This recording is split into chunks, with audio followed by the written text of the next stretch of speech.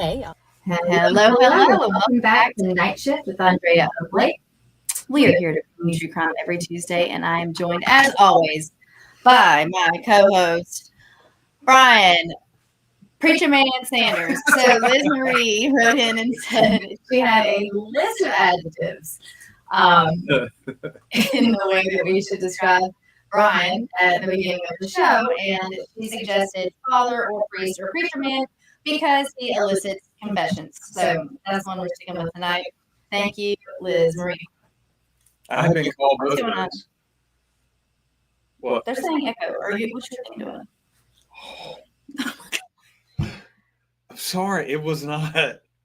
It was muted. It always kicks off. It's going to always kick off every time. Y'all look at him. That was Just so let him sit in this for a minute. Oh my God. I did not know that. Yeah, every so time. Every week. Every manually, I'm so sorry. All right. Well, so we're going to call him. I've gone by both those. What? My patrol squad called me Father Brian because of that, because people would confess to me. And then gang members would call me preacher or preacher man because they sounded like a preacher. I guess maybe I was kind too. You think that's why they called you that? You are kind, but is that why they called you that? Who knows? Welcome back, everybody. If you're new here, we are a YouTube show that airs live every Tuesday night at some point before you wake up on Wednesday morning. And then you can always listen to just audio wherever you listen to your podcast. So I do find that we are more of an audio platform in that sense, based on the numbers game. But we enjoy the live show because it's a lot of fun. You can always just log into YouTube. All you need is your email and figure out what your password is, because I don't know what it is, but it's free either way. And you can get in the chats and talk to us, ask us questions, banter a little bit before and after the show. And always, of course, you can ask questions during the show.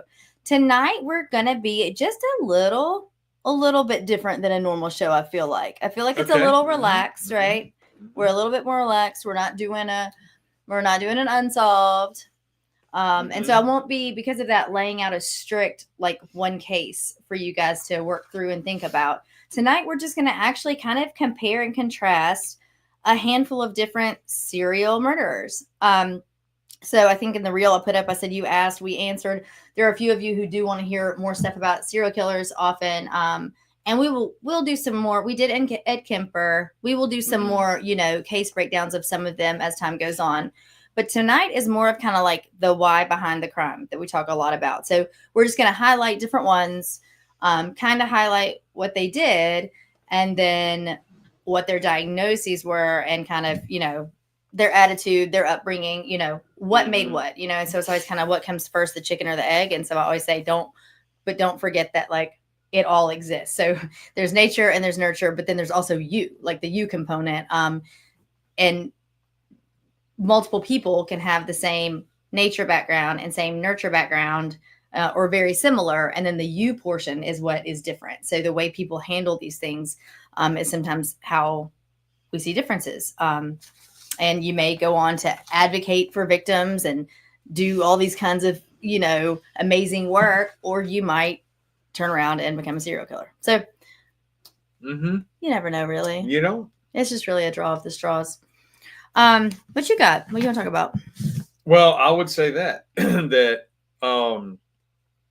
there are plenty of people who grow up in horrible environments and then actually get into really good careers.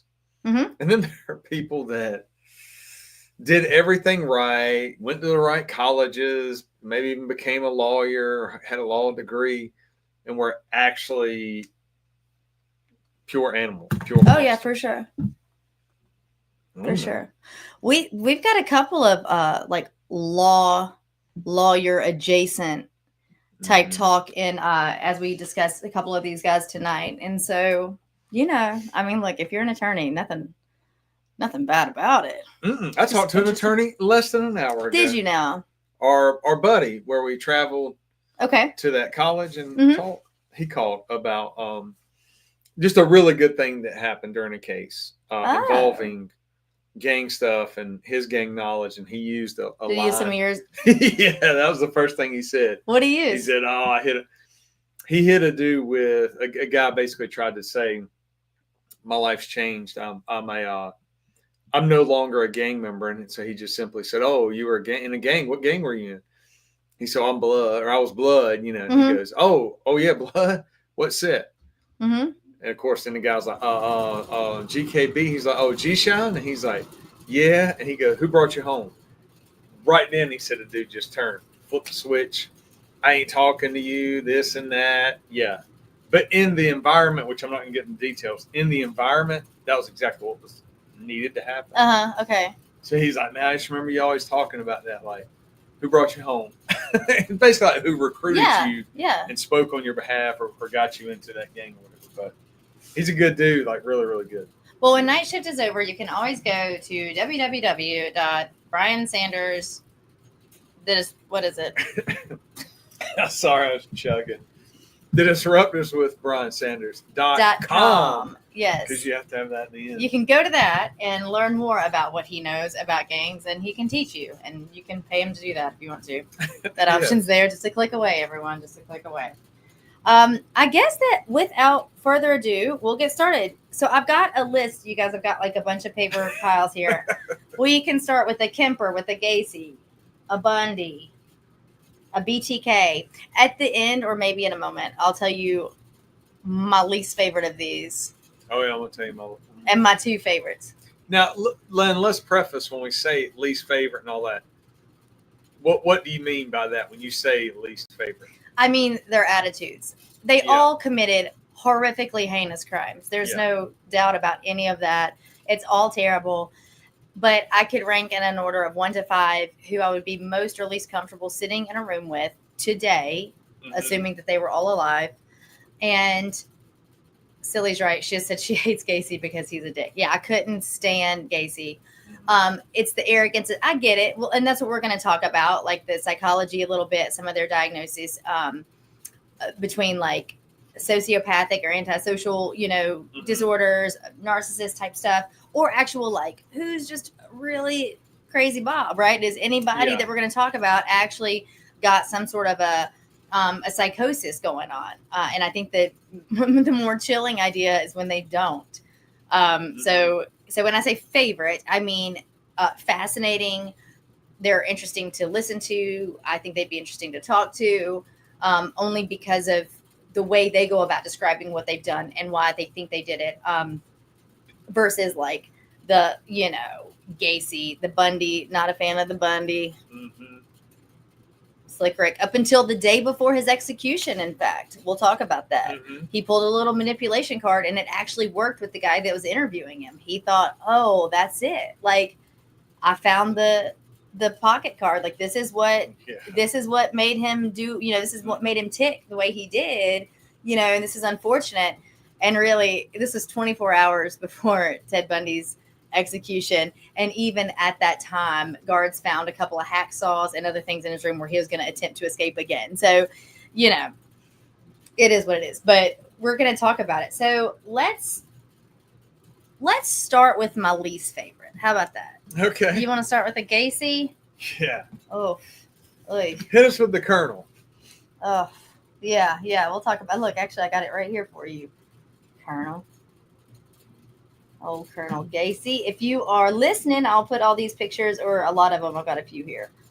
I'll put them up on Instagram for you. There's old Kentucky Fried Gacy there. Kentucky Fried. Sorry. He works at KFC. You know what? Not that I want to share a nickname with that fool, but when I was a kid, Rooster and Abe used to call me Colonel Sanders. These are his cousins. Like, they're actually in the family. So yeah. They're brothers. Call me Colonel Sanders. I was like 5 or 6 years old, and I used to get so mad. Did you? Yeah. Who wants to be 5 years old called Colonel Sanders? Oh, I imagine it could be worse. In fact, when I read the upbringing of some of these guys, you'll learn that it in fact can be. Alrighty. So I'm just going to give you just a brief bio of his just kind of early life. So John Wayne Gacy. He was born in 1942. he was an American serial killer, a sex offender. He raped, tortured, murdered at least 33 young men and boys near Chicago. So he became known as the Killer Clown because he did spend some time working as a clown. I think that gets a little misconstrued just because it's wild. Everybody has a clown phobia. And so it's, it makes sense to show these pictures of like kind of like the boogeyman dressed in a clown suit. But really, the reality of it is that the totality of his time as a clown was pretty brief.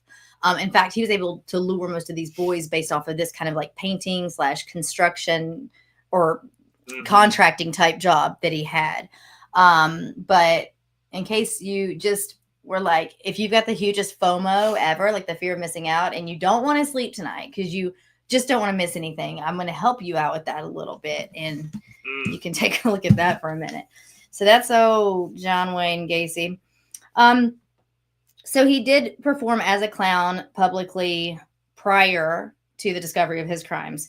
So he committed all of his known murders inside his ranch-style home. We talked one of the last episodes, we talked about whether or not people get rid of evidence or whether they hang on to it, right? And evidence could actually be the bodies of the people that you've killed. And so there's some psychology behind whether, why people hang on to stuff, or even the weapon, right? Or chunk it in a creek, or let's say dispose of the body.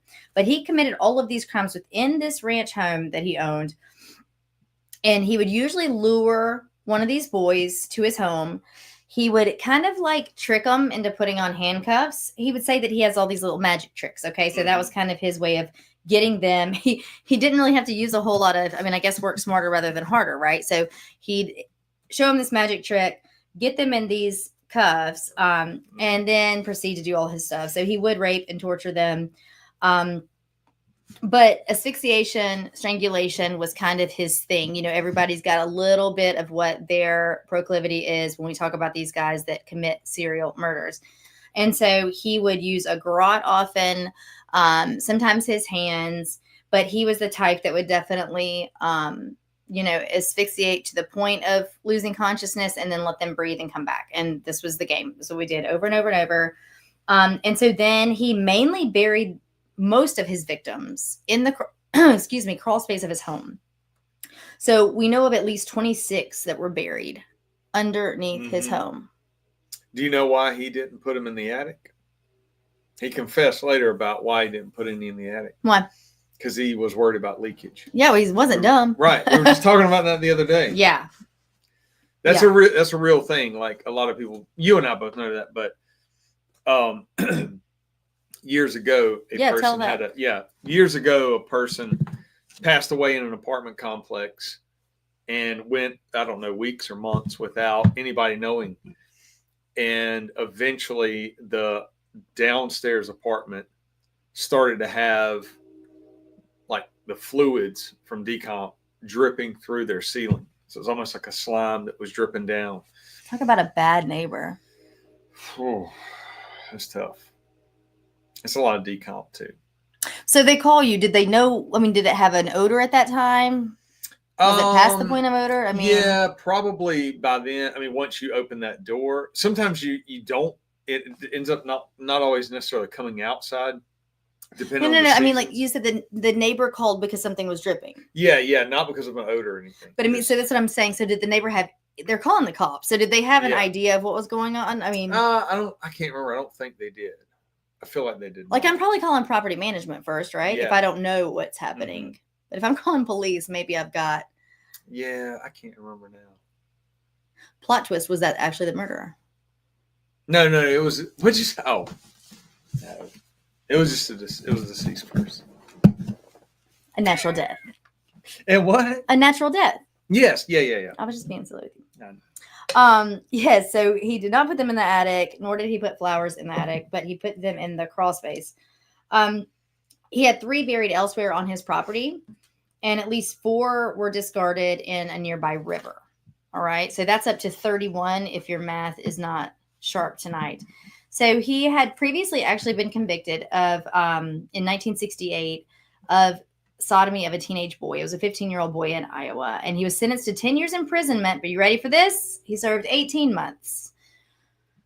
So he murdered his first victim then just 4 years later in 1972, twice more by the end of 75, at least 30 more after the divorce from his second wife in 1976.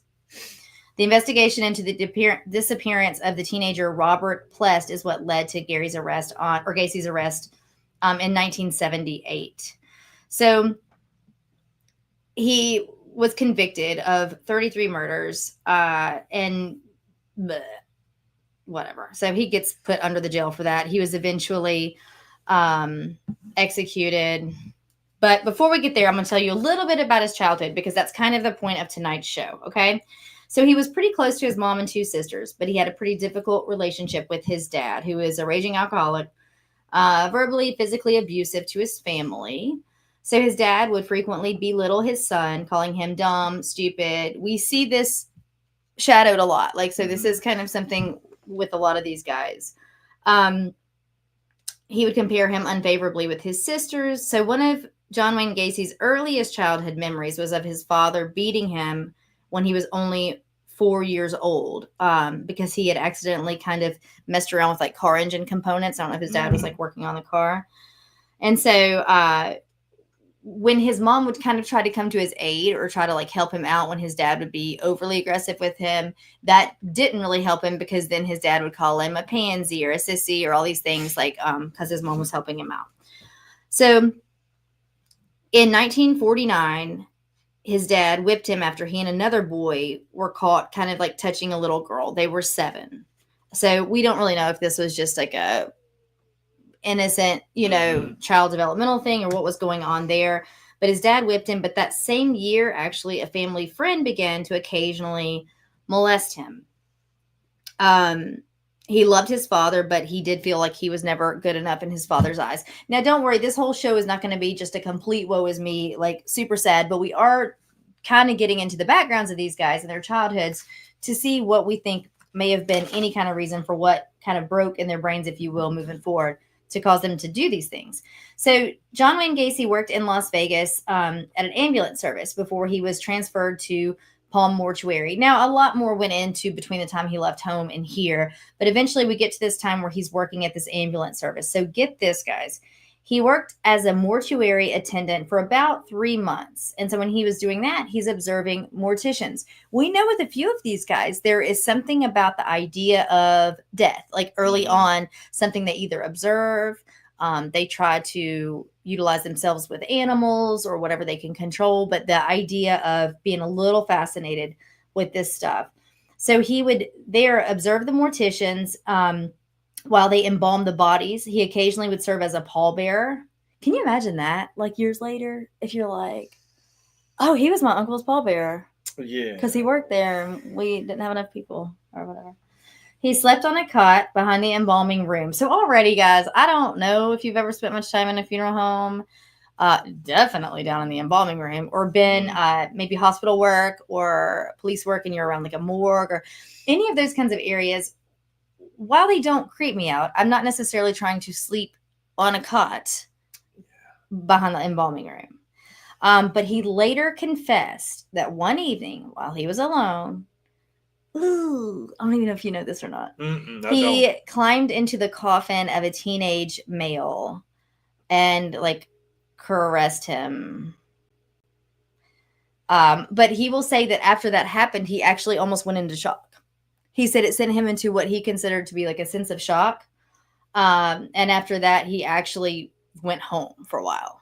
Like he left where he was and kind of went home. That was too much for him. But he did it to himself. You know what I'm saying? Yeah, like that was prior. I mean, that was before. Yeah, before he started killing, right? Yeah. He would have been. Let's see here. Yeah, 42. Yeah, he was probably about 20-ish when he was doing that. Or when he did that. Okay. So moving on, eventually he gets married, right? His wife gives birth to a son in February of 1966 and a daughter in 67. And so later, John Wayne did go on to describe that this period of his life was what he considered perfect. He thought he had finally earned his dad's approval. His parents actually visited in 1966, And his dad evidently privately apologized for the abuse he had inflicted before he said happily, "Son, I was wrong about you." And he shook his hand. You gotta wonder, though, if that really happened. Yeah, if he just concocted it. Yeah, because that's what he wanted so much. Yeah. I mean, who knows? Probably. You know, either way. So he goes on to do other stuff. He and his wife stay together for a while. And then around 1967, the murders begin. So I'm not going to go through the list. That would be a 4-hour show. There are 30 and, upwards of 33, 35 of them. But it just talks about him moving around. He gets a divorce, gets married again. I believe gets a divorce again from the second wife. The clown shtick kind of all happened when he was like mid 30s, early 30s. So in 1975, he joined the Clown Club and created his own characters, Pogo the Clown and Patches the Clown. He devised his own makeup and costumes. He said that Pogo was a happy clown and Patches was a more serious character. But he didn't really get a lot of money for these performances. But he said that acting as a clown allowed him to regress into childhood. So he performed these at local parties, political functions, charitable events, and children's hospitals. And that's, of course, what kind of helped coin him as the killer clown later on. And so then moving forward, he has all these other jobs. He even tries to get into politics. So he entered the local Democratic Party politics in town, and he offered use of his employees to clean party headquarters at no charge. So because of this, he got an invitation to serve on the Norwood Park Township Street Lighting Committee, but that gave him the title of precinct captain. Either way, what that looks like, guys, is he's starting to kind of, be a known face around town a little bit, and probably one that you can trust, right? So that's something to definitely think about.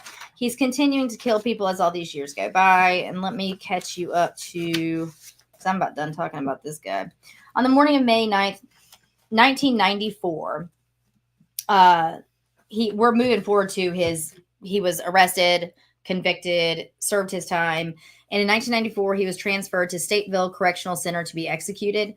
But that afternoon, he was allowed a private picnic on the prison grounds with his family for his last meal. Do you know what he ordered for his last meal? Look. What were you about to say? If my memory is right, my mom, we heard it on the radio talking about his execution. Okay. I feel like we were in her vehicle, and she said, "That sumbitch wants fried chicken for his last meal." She was correct? Right. Absolutely. So he ordered a bucket of KFC, French fries, a dozen fried shrimp, fresh strawberries, and a Diet Coke.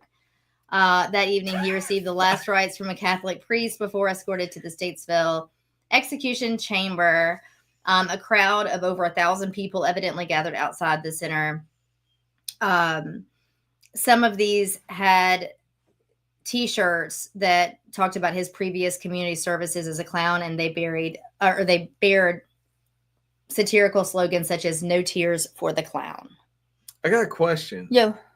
Why Diet Coke? Why not just drink full octane Coke? I mean, it doesn't I can matter answer that because while I don't really drink any Cokes anymore, when I was like a teenager, if I was going to get like a double quarter pounder with cheese, I'd still get a Diet Coke. I liked the taste better. Okay. Mm-hmm. Okay.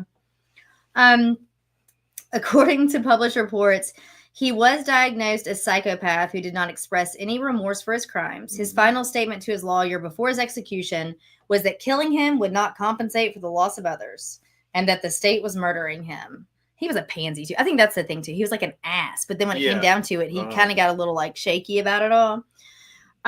His final spoken words were reported to be, do you know? His final words were, I don't know. He's indignant. Let me tell you. Yeah. Kiss my ass. Huh. Although they later say that maybe he was talking to a guard and that's been misconstrued as to be his final words, but I think it's his final words one way or another. So however he meant it to be. So Initially, at the time of his murders, Illinois police had to wait 72 hours before initiating a search for a missing child or adolescent. And we talk about that so often, like that's so terrible. And there were quite a few crimes that we've talked about that, different states kind of enacted different measures there, different legislation to change based on certain crimes. So at that time, and like I said, during these murders, that's what was happening. But the Missing Child Recovery Act removed this waiting period, and other states subsequently adopted similar procedures. As a result, a national network aimed at locating missing children gradually formed, and which grew and eventually developed into the child abduction emergency that we now know as the Amber Alert. Of course, we have other cases that we can kind of thank for that as well.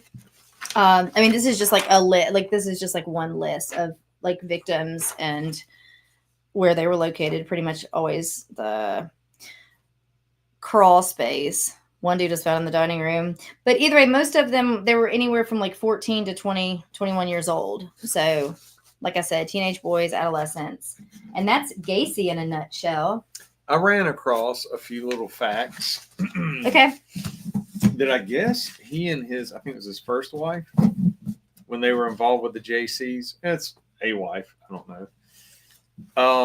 That there were all these allegations of swapping wives and I'm sorry, who? Drug use. Gacy. Oh yeah. Okay. He was. Did you say JC or Gacy? JCs. Yes, he was in the JCs. Yeah, so I kind of skipped over that because. Yeah, but when he was in that, I'd always heard that, but I didn't know. I guess there was like all these whispers about, hey, there's a bunch of like creepy stuff going on, drug use and swapping and just. Well, and maybe some homosexual stuff too, right? Because he was married to women, but he was, clearly these dudes is who he's after. All right, you want to do we'll do a BTK a little bit. Yeah, do you know that this was one that I just didn't, it's a huge case, and the way he was caught was huge, all the stuff, but like he was one that I never really found just profoundly interesting. I don't know why. So let's see here. Well, if I remember right, he just like so bland in any kind of... but I think that the thing is about him is that hang on, let me pull this up like this. Like almost like just that deadpan kind of very much that Here, let me get you over here so I can help me what. And that way I can read to you while I'm still showing you some. So in terms of a Dennis Rader, so that is the BTK, which stands for bind, torture, kill. He pretty much always looked like this, right? Mm-hmm. It's like just like he's annoyed that he's got to do your taxes also. That's kind of how he looks. Swanson's cousin. Yeah. But we also have this, so it's like you can just, we're gonna talk about it. I forgot. Yeah, he did some weird stuff too. Yeah.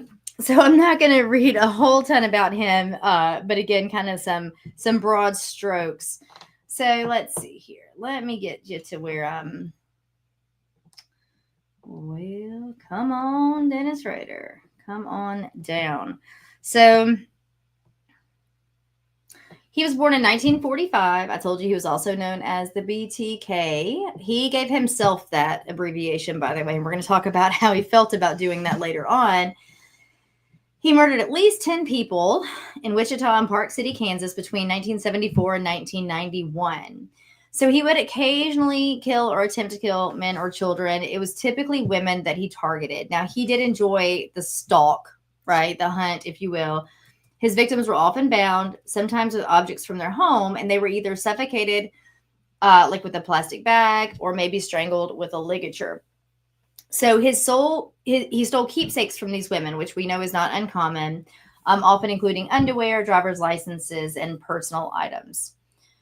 He often sent taunting letters to police. So that's one of the ones that sets his apart. So he was the guy who liked to send a lot of letters to police throughout the time and to media outlets describing his crimes in detail.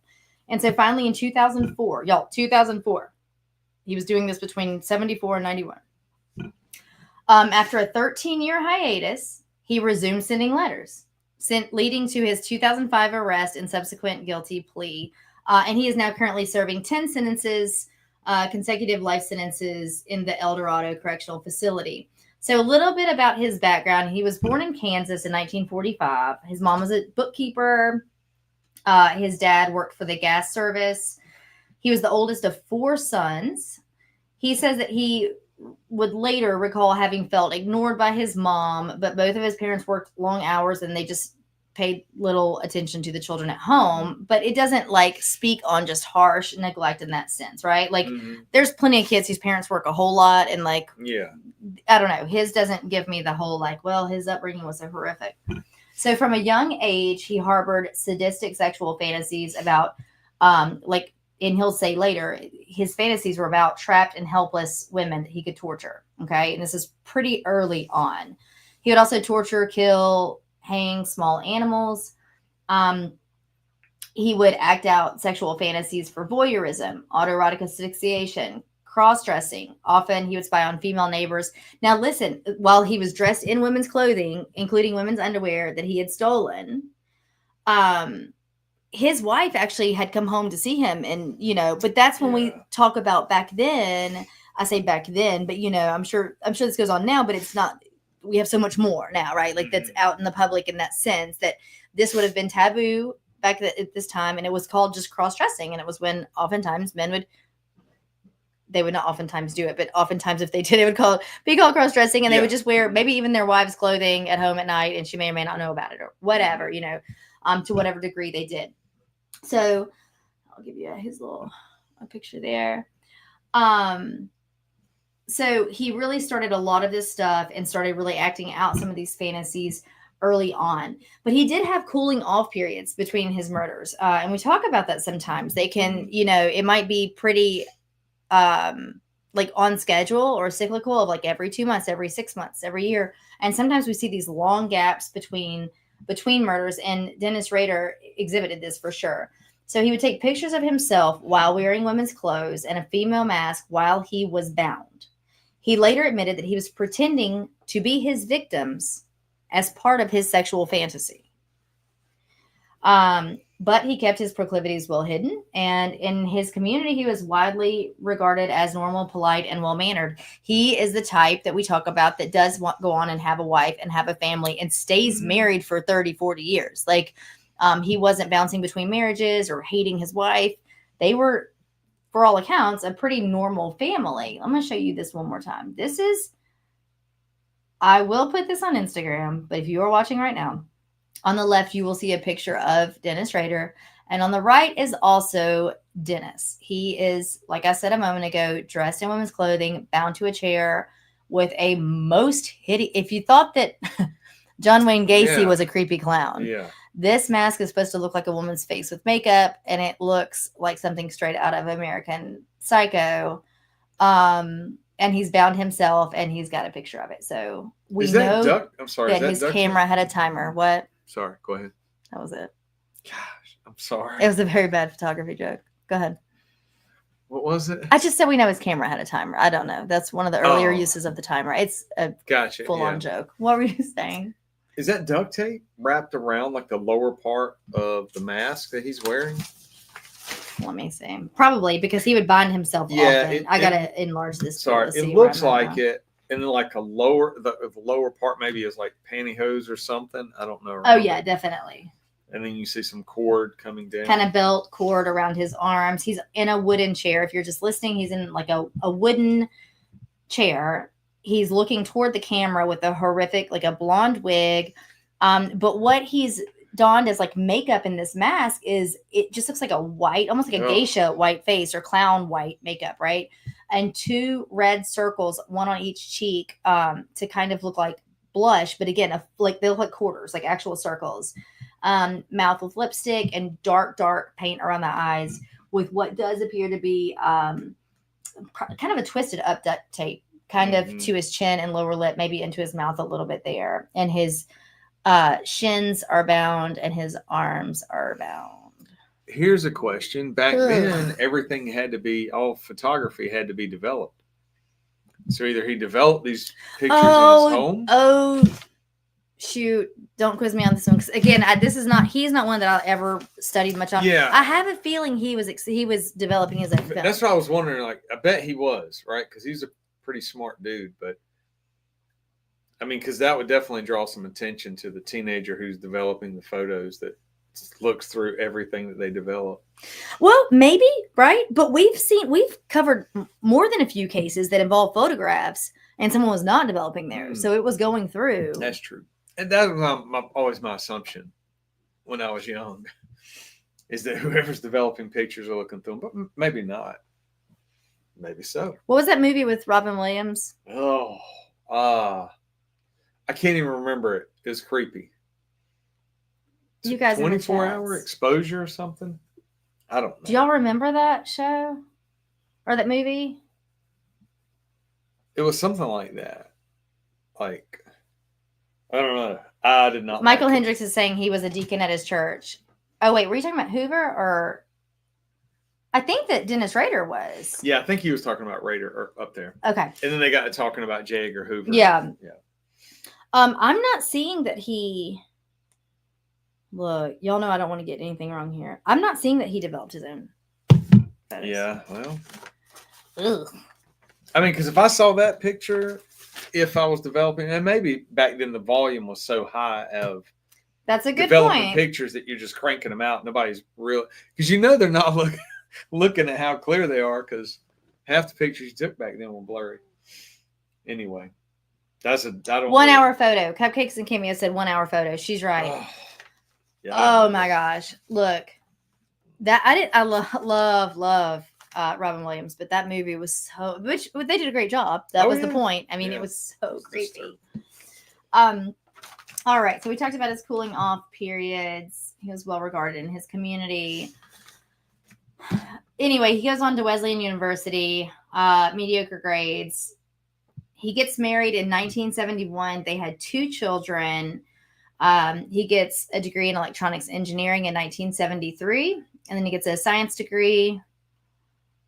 He gets his bachelor's with majoring in administration of justice, if you will. He does some ADT security work. Gotta love that, right? So anyway, that's enough about that part of it. So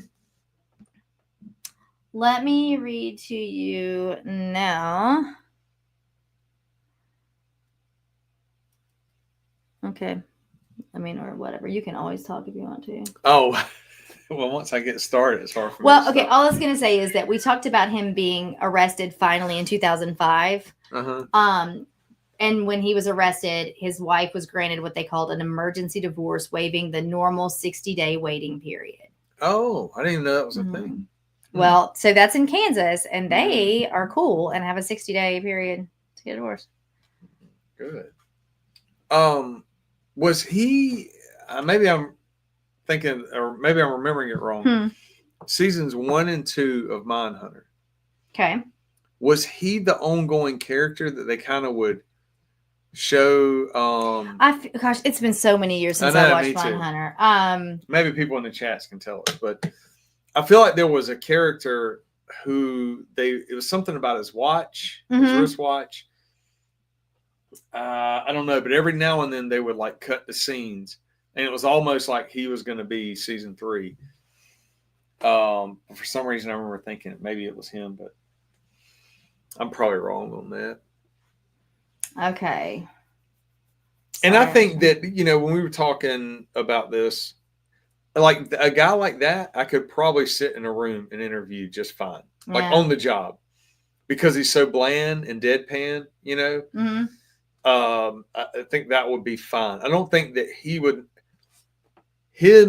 the way he talks and acts, I don't think would elicit that type of response from me, aside from the things that he was doing and the people he was killing. But someone like Gacy, if I'm in the interview room with him, or even if I had to just process that guy on this murder charge, I would want to drive my elbow right through all 3 of his chins. Yes. Oh my God. Yeah. I would not be the one to go in and do that interview. Yeah. There's just something, I mean. Well, we'll talk about the psych piece in a moment, but with Rader, I think that's the chilling portion, right? In the sense that he can be just kind of flat affect, deacon in the church, head down, and then to go so far as to like he's stalking women, breaking in homes. Gacy would just lure everyone to him, right? But Rader was much more bold in that sense. Yeah. And and that oh gosh, when we just saw him tying himself up and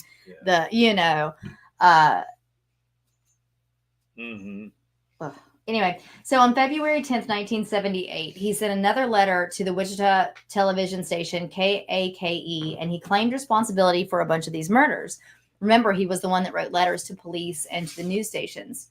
So he suggested many possible names for himself at this time in 78, including BTK. He demanded media attention in his second letter, saying, "How many do I have to kill before I get a name in the paper or some national attention?" So this guy, who's just kind of a Joe Schmo, ADT security guy, a poem was enclosed titled, "Oh, Death to Nancy," a parody of the lyrics to the American folk song, "Oh, Death." And in the letter, he claimed to be driven to kill by Factor X, which he characterized as a supernatural element that also motivated Jack the Ripper, the son of Sam, and the Hillside Stranglers.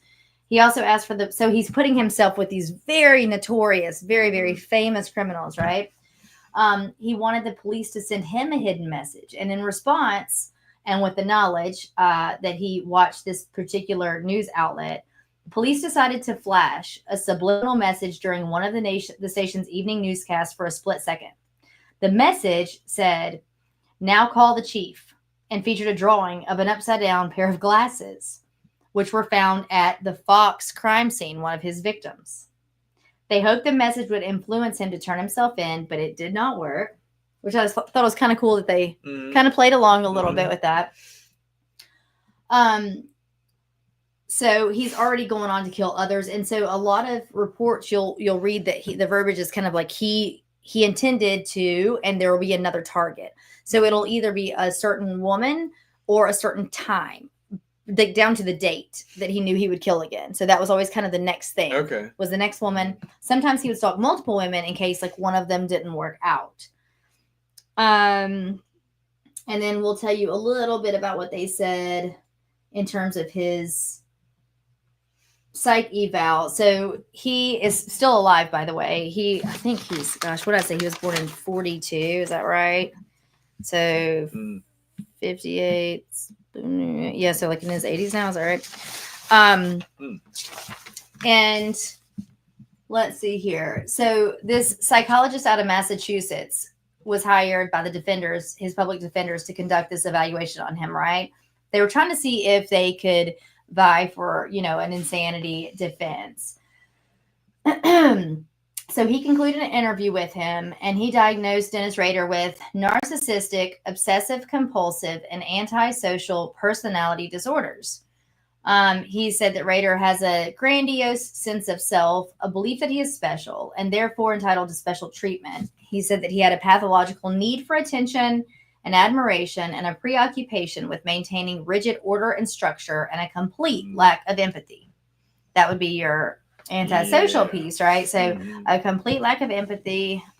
Here he is here. He just looks exactly the same always. Yeah. Except for here. No. That's disturbing. Like, I feel like I just want to text you that picture just like randomly in the daytime. Do you want to be that for Halloween next year? No. I'm joking. No. Hey, hold on. So is that his face or is it a mask? It's a mask, right? He had multiple masks. Oh. He had like some of the plastic ones, with the holes already cut in them, with like kind of bizarre makeup and like the ones with just the singular like elastic to go around the back of your head that you can't breathe in very well. Oh, they were the worst. So the videotape of that interview ended up on NBC's Dateline. So they claimed that Dennis Rader knew the interview might be televised, but this was false, evidently, according to the sheriff's office. So Dennis Rader mentioned that the interview that he had talking about with the psychologist, right? But he was referring to the one he had during his sentencing statement. So in 2005, the Kansas Attorney General filed a petition to sue that psychologist and Tally Waters. These were the co-owners of Cambridge Forensic Consultants for breach of contract, claiming that they intended to benefit financially from the use of information obtained through involvement in his defense. And they settled the case. But he is currently in prison. He is still alive. So out of all of these, we're going to talk about only 2 of them are still living, and he is 80 years old as of now. Yeah, he was born in 1945. So that's going to be him in a nutshell. So what do you think about him? Would you consider him psychotic? Yeah. Psychotic or personality disorder? I don't know. I was just actually thinking about if you were around him. I'll come back to that question. Sorry, but if you were around him on like a daily basis, like at work or at church or in the neighborhood, would you personally, knowing what you know and how you read people, do you think you would pick up on the weird vibe? Like, oh man, there's something about the student. And I'm not just saying like. I think if anything, he might come off as just kind of an ass, like not in a Gacy way. But meaning, I say that, meaning not, we live in the South, guys. Like, so if people aren't kind of just like really nice, then you might come off sounding like an ass. But I mean, more of like just cold. Like, I think he would come off as sterile and cold at the very least. I don't know that I'd get a creepy vibe about him. It's hard to know. With him, it's very difficult to know because I don't know. Yeah, I don't either because he's so like deadpan. I think he probably would be one of those guys. I think that's like the Kansas in him, right? Yeah. He's just. Yeah.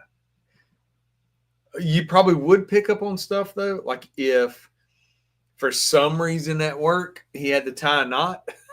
You know what I mean? I bet he couldn't help himself. He couldn't just tie a simple square knot or something or a bow. He'd have to tie something all kooky and crazy. And then you'd see that little bitty smirk. Look at you when he does it. Yeah, and then you'd be like, when he ties that on. Yeah, and you would elbow me and go, "Did you see that?" I'm like, "Yeah, I saw it." We work together in this scenario. Well, we would definitely pick up on the same things. I think we're pretty good at that. Oh, I need to upload the picture of the guy downtown to show everyone. Oh, maybe not. Okay. Maybe not. All right, so let's move it right along. I don't like those guys. As opposed to no. All right, let's go through a quick Bundy. Do you want to hear a little blip on Bundy? Do you know what's interesting? Every time I hear his name, every time I hear Ted Bundy, I do not picture him. I picture King Kong Bundy, the wrestler from WWF. Okay. Do you really though? Yeah, it's because my brain associated Bundy with King Kong Bundy. I knew about King Kong Bundy before. Please say that again. Before I ever knew about Ted Bundy. I don't think I really knew about Ted Bundy until I was an adult. I don't think maybe I saw him on the Bosco says he's with you. But you know how your brain makes an association to a word. It's just for a split second. Both Michael Hendricks and Davey say that they picture Al Bundy. Oh, okay. And Bosco is with you with King Kong Bundy. Yeah. So I pictured Ted Bundy, and although I have seen something, y'all have probably seen it online somewhere, but there's someone who said that I think their dad worked with Ted Bundy at some point over the years. Mm-hmm. And what if I forget now what the saying was, but he would always say something like, "See you Monday, Bundy," or something like that on a Friday when he left. Oh. And she was like, I just always think that like my dad every Friday was like, "See you Monday, Bundy." Oh my gosh. Oh. All right. So let's get you a little Bundy going on here. Oof. Gosh, the clown picture, the John Wayne Gacy one that looks like that. Yeah, I don't like that one at all. Oh my gosh. I don't like clowns anyway, and I really don't like that one. Even if it wasn't Gacy, there's just such a creepiness about it. How about that? To help you out. No, this one. This Gosh. one. So arrogant. Mm-hmm. Look at him with his pencil. Like, I want to take that pencil and drive it through his eyeball. What? He's arrogant? What are you talking about? All right. We're going to talk about him a little bit. If I can get my facts straight. He reminds me of somebody. Me too. In this picture, he Yes. did. Who is it? Oh.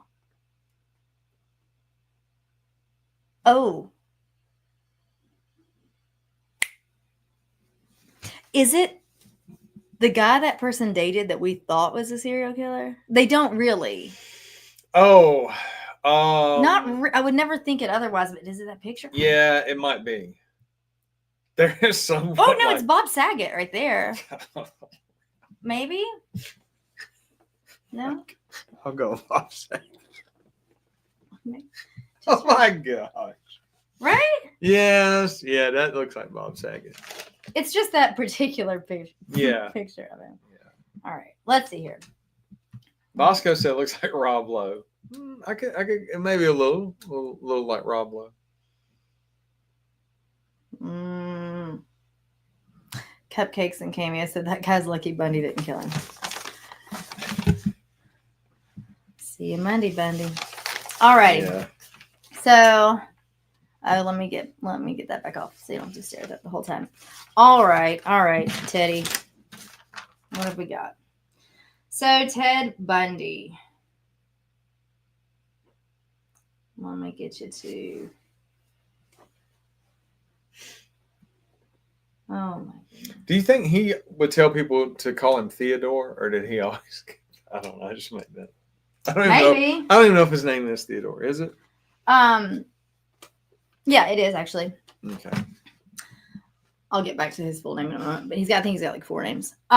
So essentially, in terms of his upbringing, his mom was a bit younger when she had him, and his grandparents raised him kind of effectively as his own parents. And when he got a little bit older is when he realized that was not mom and dad, but rather grandmother and grandfather. But either way, there's nothing I can tell you about his childhood that sticks out in terms of being horrible. And he, in interviews, will say the same. Like, he'll say, essentially, he had an idyllic childhood. Nothing really was going on. And I think that that's the piece that really chills most people about Ted Bundy. When a lot of these other people, we say, oh my gosh, he was brought up in an orphanage and was beaten and molested and, all these things. And you kind of think, well, at least I can make sense of this. Maybe a little, and with Bundy, that was not in fact the case. So his childhood Tacoma neighbor, Sandy Holt, described him as a bully and a mean-spirited kid pretty early on. She said he liked to terrify people. She later said that he liked to be in charge. He liked to inflict pain and suffering and fear. She said that he engaged in animal cruelty. But real quick to the point of terrifying people, that's perfect. That's exactly what he, not to say a lot of these guys didn't, but that was definitely like his MO. And you can see in these photos, I think, right? Like, just that look in his face. It's like there's no soul behind those eyes. She said that he one day he hung one of the stray cats in the neighborhood from one of the clotheslines in the backyard, doused it in lighter fluid and set it on fire. She said that he would take younger children in the neighborhood into the woods and terrorize them. He'd take them out there and strip them down, take their clothes, and you'd hear them screaming for blocks. She said, no matter where we were, we could hear them screaming. She said that he would build makeshift traps around the neighborhood to injure the kiddos. And she said that one little girl went over the top of one of his tiger traps and got the whole side of her leg slit wide open with the sharpened point of the stick that she landed on.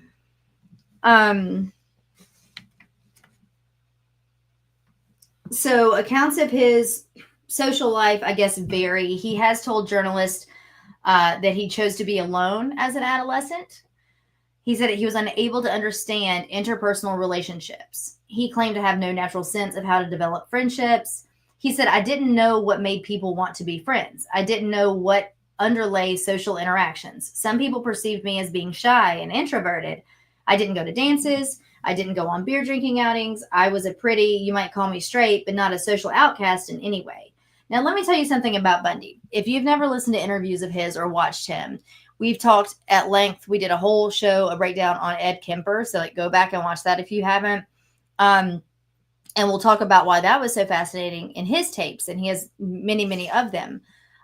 With Bundy, though, he'll talk all right. He would talk to you and tell people why he thinks he did what he did and all of this. It's all a schmooze. You get, like, it's disingenuous from right off the rip. Now, with his personality disorders, he can be a good salesman to a degree. With interviewers, and that's what we're going to talk about in a moment. The one I told you interviewed him 24 hours before his execution. But when he sits here and says things that like, I didn't really understand social constructs, and I didn't, he's constantly trying to tell you that, man, it was just tough for me. I didn't, but none of it feels actually genuine.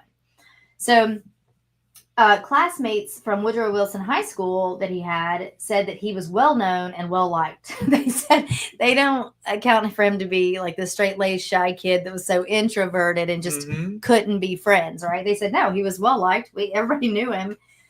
They said he was a pretty medium sized fish in a large pond. He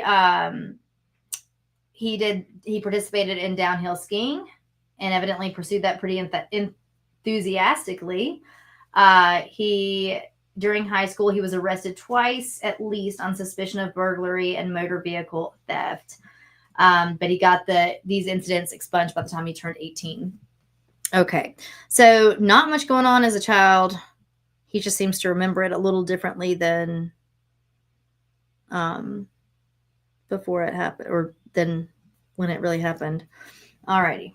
So I'm going to tell you a little bit about what happened toward end of life, because this man winds up killing a lot of women.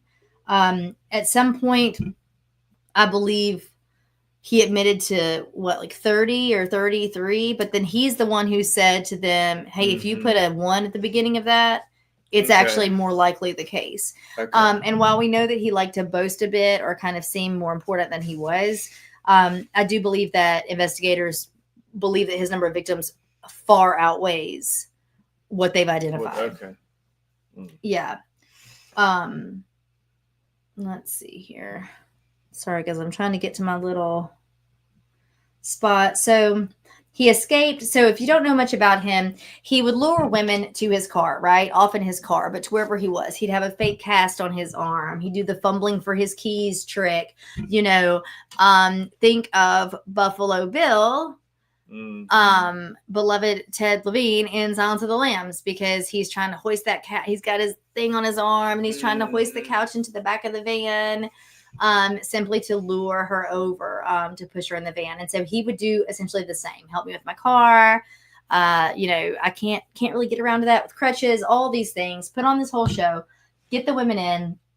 And then, he just did heinous things, as you can imagine, murdered them, participated in necrophilia. He would often go back and revisit corpses, move things around. I mean, we're talking like after decomposition, he was kind of constantly just really sitting in that, like, needing to be around it and be surrounded by it. So, interesting thing about old Teddy is that he actually got married while he was on death row. So there was a woman who had become kind of like a fangirl down in Florida where some of his murders took place.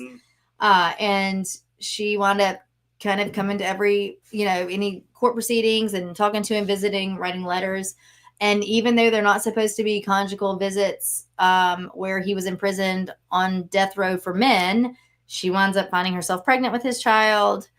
And so she starts raising a baby while he's on death row. So he's eventually she changed her name and her daughter's name, and they distanced themselves from everything and kind of live in anonymity now. But when this was going on, she was fully, which that's a whole different show, like the women who become infatuated and why they do that. Right. So shortly after the conclusion, of the trial of one of his last victims and the beginning of this long appeals process, he initiated a series of interviews with Stephen Machad and Hugh Ainsworth, speaking mostly in third person to avoid, quote, the stigma of confession. He said jackass. Yeah. He began for the first time to divulge details of his crimes and his thought processes. He recounted his career as a thief, confirming the longtime suspicion that he had shoplifted virtually everything of substance that he owned. The big payoff for me, he said, was actually possessing whatever it was I had stolen. I really enjoyed having something that I wanted and gone out and taken. So possession proved to be an important motive for rape and murder as well. Sexual assault, he said, fulfilled his need to totally possess his victims. He says that at first he killed his victims as a matter of expediency to eliminate the possibility of being caught. But later, murder became the part of the adventure. The ultimate possession, in fact, was taking of the life and then the physical possession of the remains. But like I said, he would go back and visit, move them around, all that good stuff. So get this. He also confided in Special Agent William Hagmeyer of the FBI Behavioral Analysis Unit. Poor Hagmeyer gets stuck with a Bundy and not a Kemper. You know what I mean? Yeah. So evidently this FBI agent was struck by the, quote, deep, almost mystical satisfaction that Bundy took in murder. He said that after a while, murder is not just a crime of lust or violence.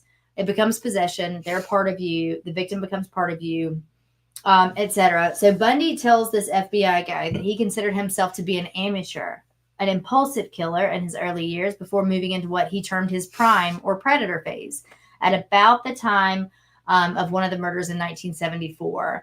And so this would imply that he had been killing well before 1974, okay? But no one knew about anything like that. So, like I told you, they find hacksaw blades in his cell. A steel bar out of one of the cell's windows had been removed. But he was charged, get this, with a disciplinary infraction for unauthorized correspondence with another high-profile criminal, John Hinckley Jr. He was he the dude that shot Reagan. Yeah. Wow. So in 1984, he contacted, he reaches out to say that he wants to share his self-proclaimed expertise in serial killer psychology in an ongoing hunt for the Green River Killer in Washington. That would later be identified as Gary Ridgway. And so Keppel was on the task force that were trying to catch this guy, right? So they interviewed Bundy, but to no avail, and Ridgway remained at large for another 17 years. But again, when we go to Kemper, remember, they came to him to talk to him, to learn things about him. Bundy's reaching out saying, let me tell you about what it's like to be, let me show you my expertise and help you out here in your case. So ultimately, like I said, dozens, potentially over 100 killings that he was complicit in. But he ends, his is a little erratic because I don't get too hung up, or we don't in the show, I don't think, on like organized versus disorganized. There's both. And I think that can be kind of, it's almost like a little used up. I think it can be great in an analysis situation. Outside of that, or maybe just because we cover so many where it goes every which way but sideways. But Bundy did do something a bit that we find in some of these cases. While it was like victim after victim after victim of a certain way, he then goes to this like sorority row and just kills like 3 women in these college housing like quickly. So you would consider that a spree. That was all in the span of like immediate time. And that's when he was starting to get what you'd call disorganized, or starting to really just unravel. And that's about the time that he was caught. So let me get you to, oh my goodness, so much to say here. So much to say. So as you can imagine, he underwent multiple psychiatric examinations. Finally, they say that he had a diagnosis initially, I should say, of bipolar disorder, but they changed that a few times, and they say maybe multi-personality disorder, and they base that on behaviors that he had in interviews and court testimony, but then would turn into another unrecognizable person. For him, and I'm not saying that can't happen, he has nothing else to show that that's something that he would exhibit. Right. Usually that comes on the heels of massive trauma. And for him, I think that that's just his manipulation, like his amazing ability to manipulate, become a different person. That would be your antisocial component. He's becoming a different person as to what he needs to be in the moment, like a chameleon, if you will. A lot of times they're described. No empathy and just what they need to get out of that moment, or to play on you. So definitely they say that he's got antisocial personality disorder, narcissism,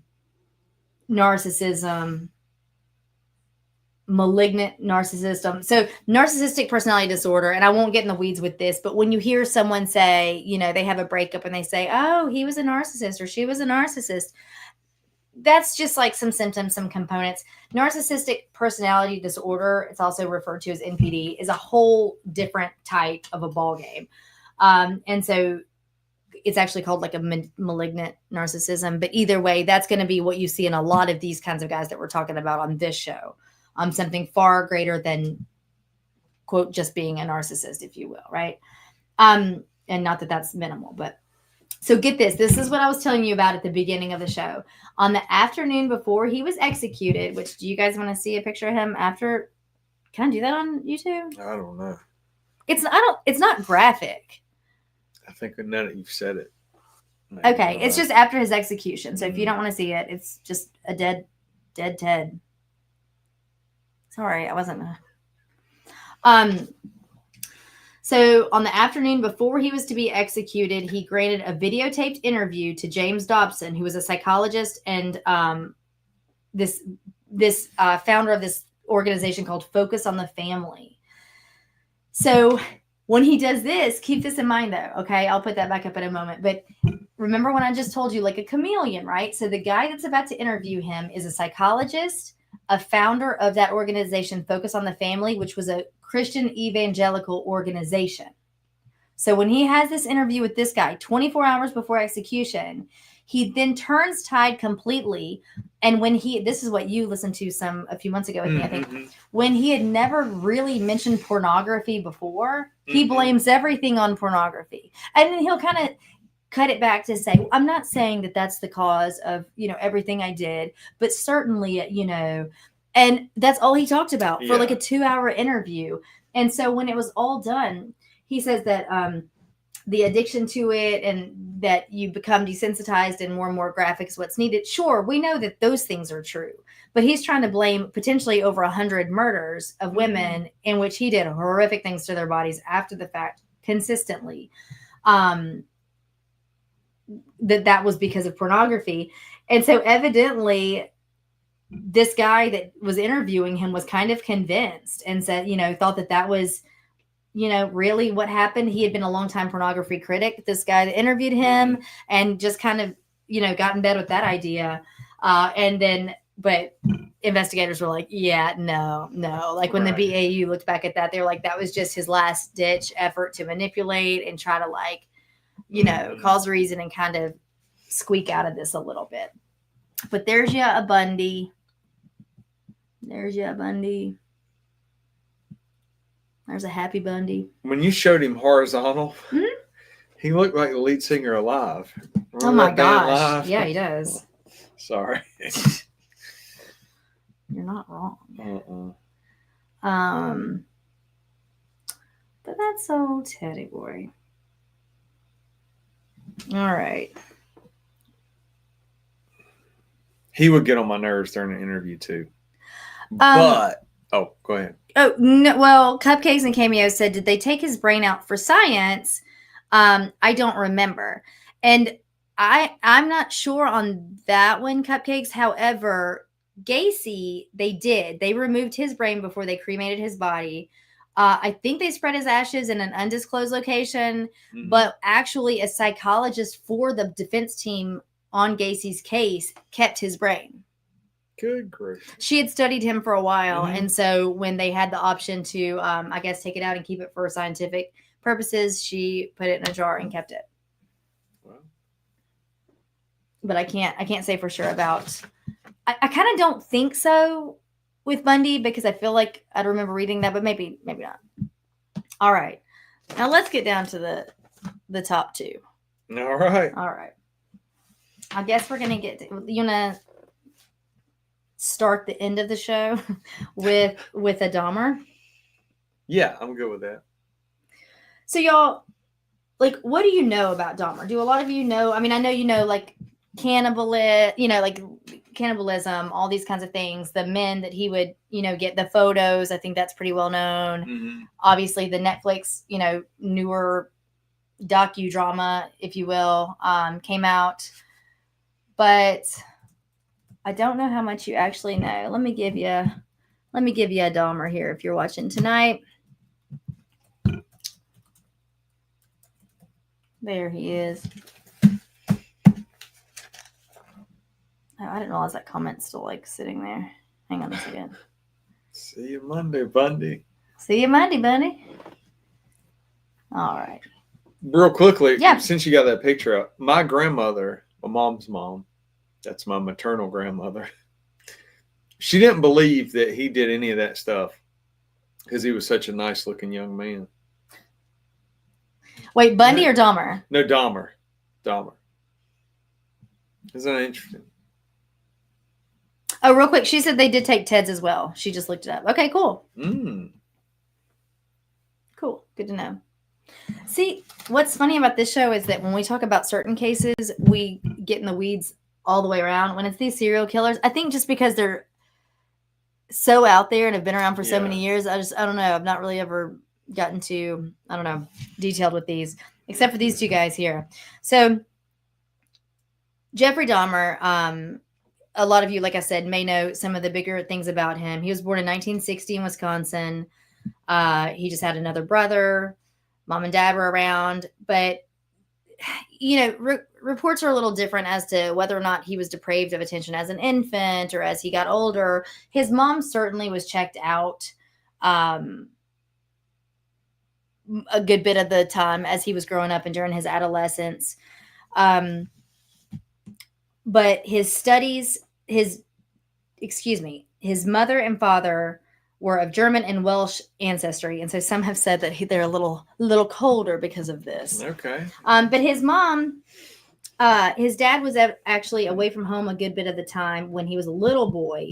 But evidently his mom was a hypochondriac. And so she had really some deep-seated depression. So when I said she was kind of checked out a good bit of the time, it wasn't that she was just straight up abusive. She was just kind of, like I said, like, the phrase, like, taken to the bed with depression, with just kind of, think a dark room. But she needed a lot of attention from his dad, and spent a lot of time just kind of alone in her room. So evidently she attempted suicide a couple of times, but they kind of really just were not super hands-on with Jeffrey. But evidently he was a pretty happy child early on.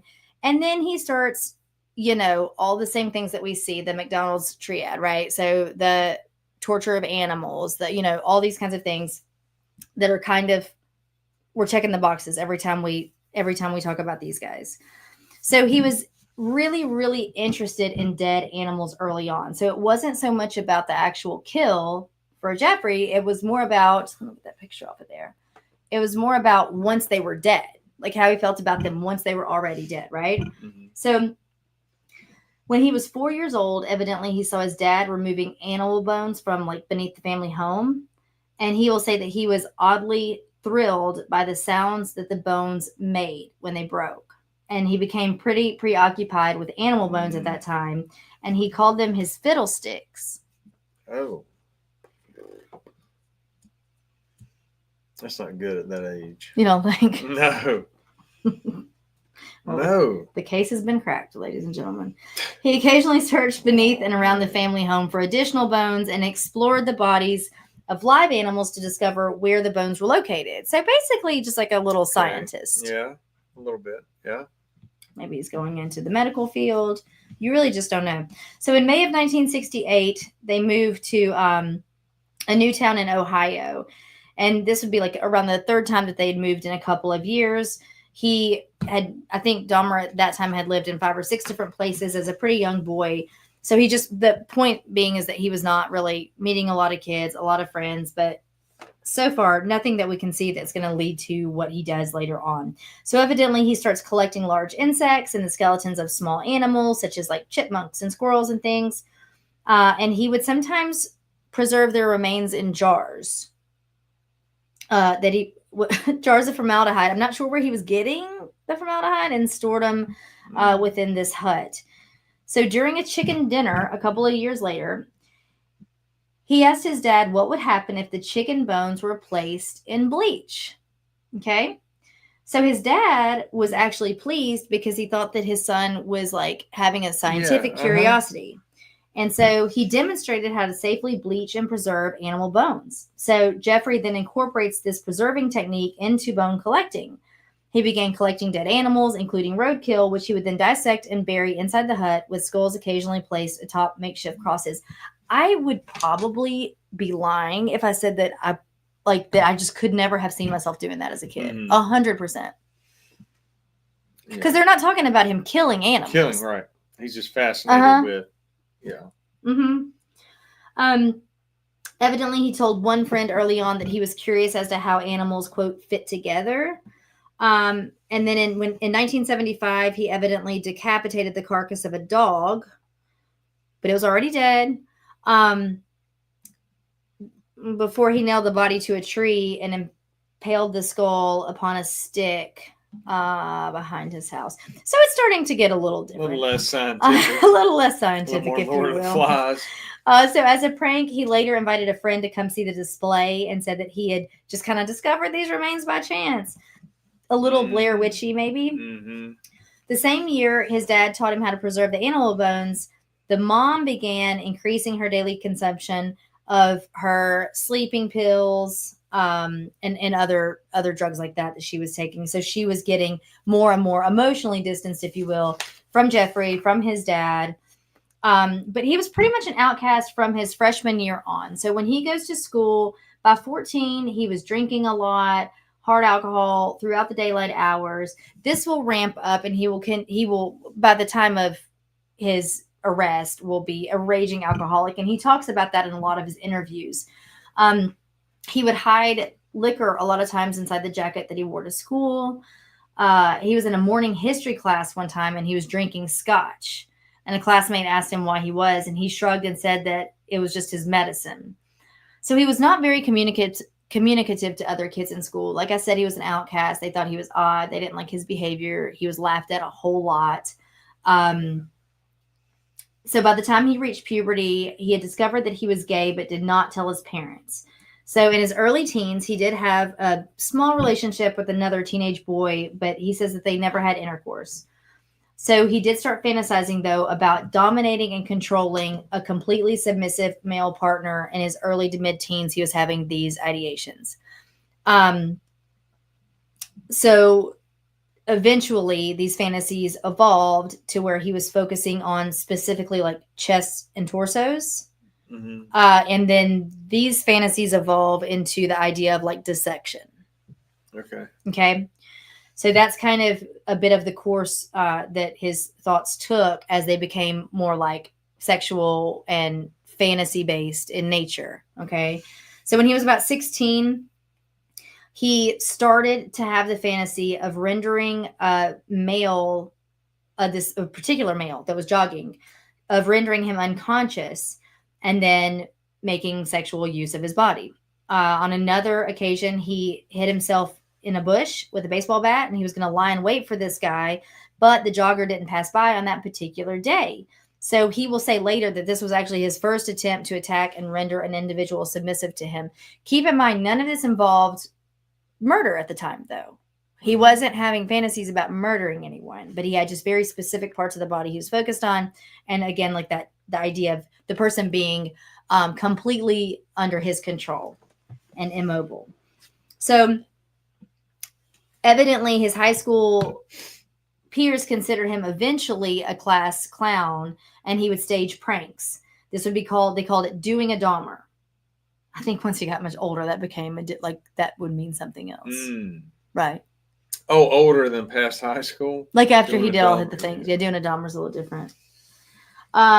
So they would have him do things like simulating like that he had cerebral palsy, or that he was having a seizure, or like bleeding like a goat.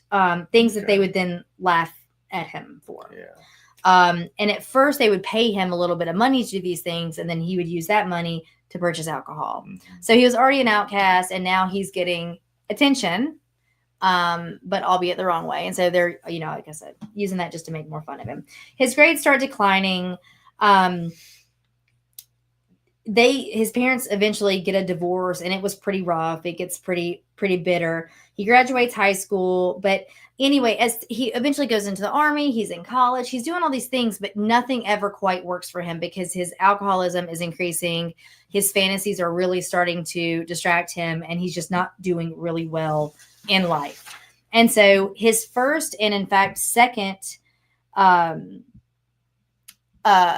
murders were not intended to be murders. They were both accidental.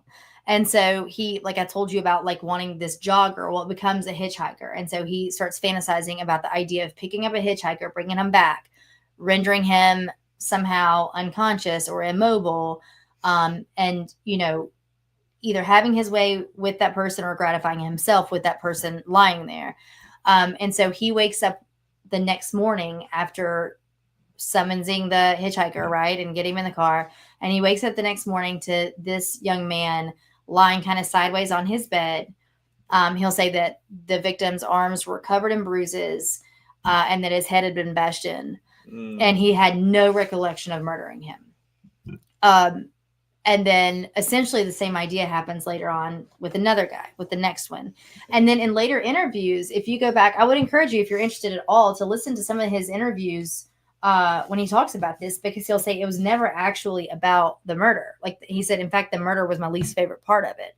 That's part of his drinking too. Like he would not even half the time know he was doing it, or that's not what he was wanting to do.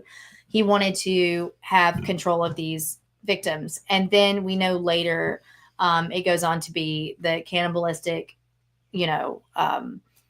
piece that happens, and then he keeps their parts. So he would have freezers, fridges, cabinets with their body parts in them, hands, heads, whatever. But those photographs, they talk about it, I think most recently in that Netflix documentary that came out, but the photographs that the police eventually find in his bedside drawer, like when you open his little nightstand table, I mean, he had dozens and dozens of Polaroids. And when you look at what they were mainly, some men were intact, but mainly it was the torso. And so we know that back in his teenage years, he was starting to focus on the idea of like fantasize about torsos, and he would have them positioned a certain kind of way.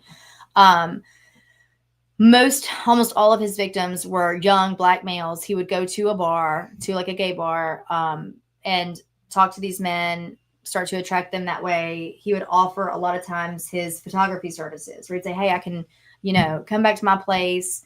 I'll take some photos of you for a few bucks or whatever. And a lot of them did that. And that's what got them in the predicament they wound up being in. We talk about it often. If anyone asks you to come to their home to take pictures of you, it's amazing to me how many, the basis of photography, or to say that that's what you're doing is in so many of these cases. Ultimately, he winds up, I forget, let me see what his victim count was, 27 or something, I believe. 17, but potentially more. The last victim actually that he had winds up testifying at trial because he got away, and that's how Jeffrey got caught. So this guy runs out of the apartment. And then the police come. And when they come, his neighbors in his apartment complex talk about the stench coming from his apartment, but it wasn't what you would think. It wasn't the actual decomposition of the bodies. It was this acid he was using to dissolve a lot of the stuff that he could no longer take care of, or, get rid of, or whatever. And so he would also use this acid. So one of the more, I think, horrific parts of the Jeffrey Dahmer case, and a lot of you know about it, would be one of his almost last victims, who happened to only be a 14-year-old boy, who came to Dahmer's apartment. He winds up just supplying him with a ton of alcohol, weed, whatever. That was kind of his go-to. And he proceeds to take a drill and drill a hole in the top of his head and pour this acid in it, because in his brain, he thought that would render him like a zombie, basically, and that he would still be alive, but unable to have any thoughts or feelings for himself, and he would just be fully at Jeffrey's mercy. But the kid like actually kind of starts to get away. And when he runs away, he runs down out of the apartment and down onto the sidewalk. And two women who were working as like sex workers there on the like prostitutes on the side of the street see him. The cops come up and they're like, hey, this child, like this boy, he was pretty much naked, a little bit bloody, and like incoherent, but also kind of like yelling and very startled, frightened. And they say to these cops, like, hey, like this kid, you know, whatever. And they say, like, where did you come from? And they're like, he came from up there. And they're like, what, you know, take him in, help him, whatever. And they literally kind of wave them off. And later will have said that it was because of what they were doing for their profession, that they didn't give them really any thought.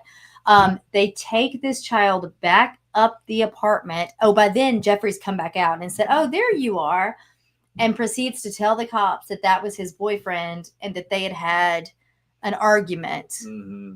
This child, when I say 14, he wasn't like a 14 that looked even 18, you know, he was a smaller boy. I don't know. It's a wild one to me. But then the cops will say later, like other people that had worked amongst them, that the idea that they were talking about like a gay lover's quarrel was like, they were like, I'm not touching this. I'm not getting in this. And so they let this child go back to him, who ultimately this child did become a victim. But like I said, the last would-be victim of his was able to escape. That's how Jeffrey was caught. And so when the cops get there, they notice that smell too of that acid. It's almost like a sweet, foul, terrible smell, but again, not human decomposition, right? So they get to the apartment, they walk in, and when you hear an interview with him, with Jeffrey, he'll say, you know, okay, like they came in, and when people say, well, why didn't you try to flee, or why didn't you try to keep them from coming in your apartment? And he said, well, because I knew by then it was over. And he was like, there was no point. And I think he said, actually, I knew the best thing I could do then was help them identify the victims so that the families would have closure. Yeah. And so later on, when we, you know, talk about him and what he did, he would say he almost sounds depressed as an adult. It was, I don't know, I feel like his was a little bit, it was tough to watch in the sense that he could tell that what he was doing was not what he was supposed to be doing. Mm-hmm. Don't get me wrong. It was heinous. It was horrible. He absolutely needed to be in prison and needed to be gone. But he said, like, it was essentially like a cancer growing inside of me. Like, I knew I couldn't stop it. And when asked, you know, would he have continued to do it had he not been apprehended? He was like, yes. And he said, not because I wanted to. He said, these fantasies took over my brain. I couldn't help feeling like that, but I didn't want to either. So he was convicted of all of these murders and went to prison. He was killed in prison by a fellow inmate. So on November 28th of 1994, he went to do his like work detail, and he had a couple of inmates with him, Chris Scarver and Jesse Anderson.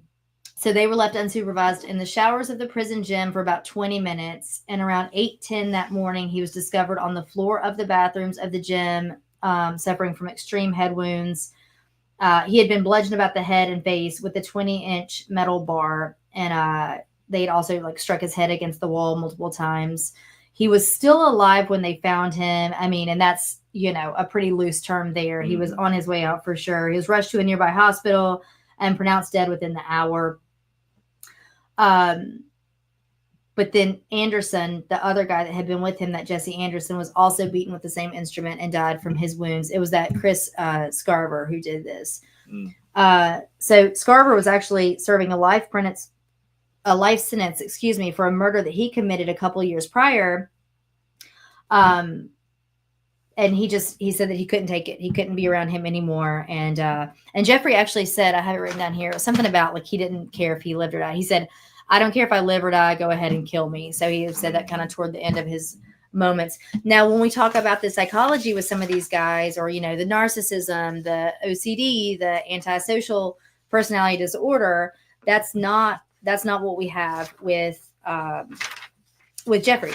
So let me see if I have it here. And if not, I might have it pulled up there. Yeah, let's see here. maybe not. But either way, when you watched the interview with him, you called it immediately the second you saw it. Do you remember that? In terms of his, like some of his, with Jeffrey? Remember how he was flat?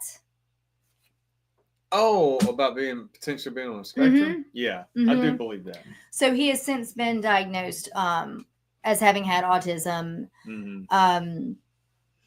You know, he's not here anymore to study, so it's going to be kind of hard to like specify exactly where he kind of landed on the spectrum in that way. But a lot of this does go back to none of his crimes and none of his like crazy fantasies, but you know, him being an outcast in school and being a little socially awkward with kids, and you know, whereas Ted Bundy was like, oh, I didn't understand the social constructs. They're like, what? He skied and he had a lot of friends. You know, Jeffrey Dahmer really didn't. And he went on to do this, but I just always thought it was interesting how he describes what he did, and just, you know, it was something he didn't like to do, he didn't want to do, but he also had the compulsion to do it and couldn't.